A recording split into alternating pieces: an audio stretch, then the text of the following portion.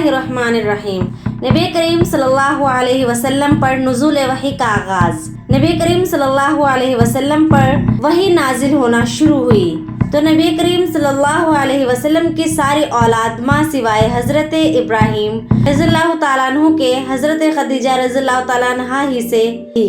निकाह के बाद नबी करीम सल्लल्लाहु अलैहि वसल्लम अपना अक्सर वक्त अल्लाह की इबादत में गुजारने लगे।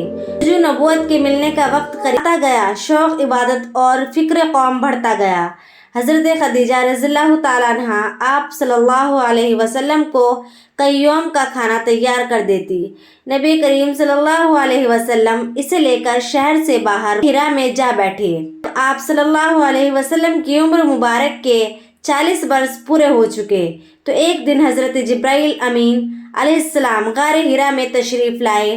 जैसा कि बुखारी और मुस्लिम में हज़रत आयशा रज़ियल्लाहु ताला अन्हा से मरवी है कि रसूलुल्लाह सल्लल्लाहु अलैहि वसल्लम गारे हिरा में थे कि आप सल्लल्लाहु अलैहि वसल्लम के पास अल्लाह की तरफ से फरिश्ता आया और उसने आकर आप सल्लल्लाहु अलैहि वसल्लम से कहा, इक़रा, पढ़िए।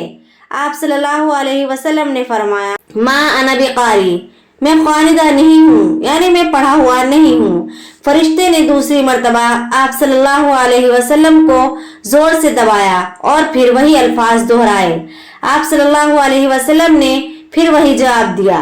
तीसरी मर्तबा हज़रत जिब्राइल अलैहिस्सलाम ने जोर से दबाकर कहा, इक़रा बिस्मि रब्बिकल्लज़ी खलक़, खलक़ल इंसान मिन अलक़, इक़रा व रब्बुकल अकरम, अल्लज़ी अल्लम बिल क़लम, अल्लमल इंसान मा लम यअलम।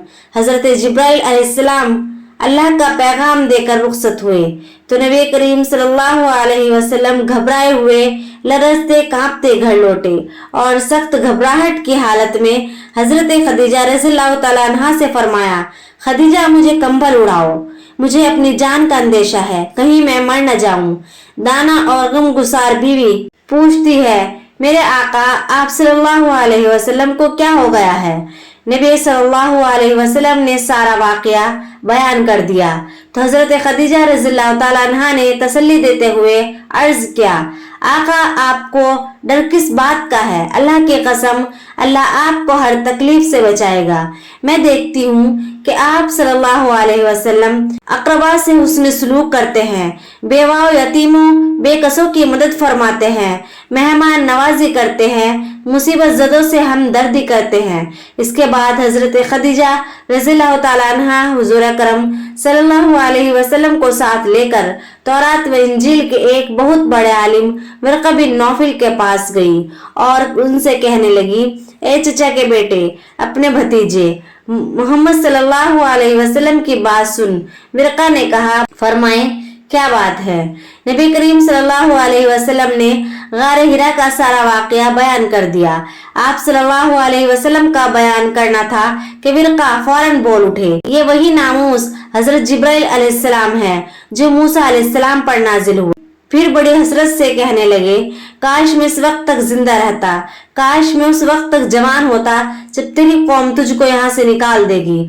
आप सल्लल्लाहु अलैहि वसल्लम ने ताज्जुब से पूछा, क्या मेरी कौम मुझको निकाल देगी? वरक़ा ने कहा, हाँ, इस दुनिया में जिसने भी ऐसी तालीम पेश की उसके साथ ऐसा ही हुआ। काश मैं हिजरत तक जिंदा रहूं और आप सल्लल्लाहु अलैहि वसल्लम की खिदमत करूं। इस वाक़े के चंद दिन बाद हज़रत वरक़ा बिन नौफल मालिक हक़ीक़े से जा मिले।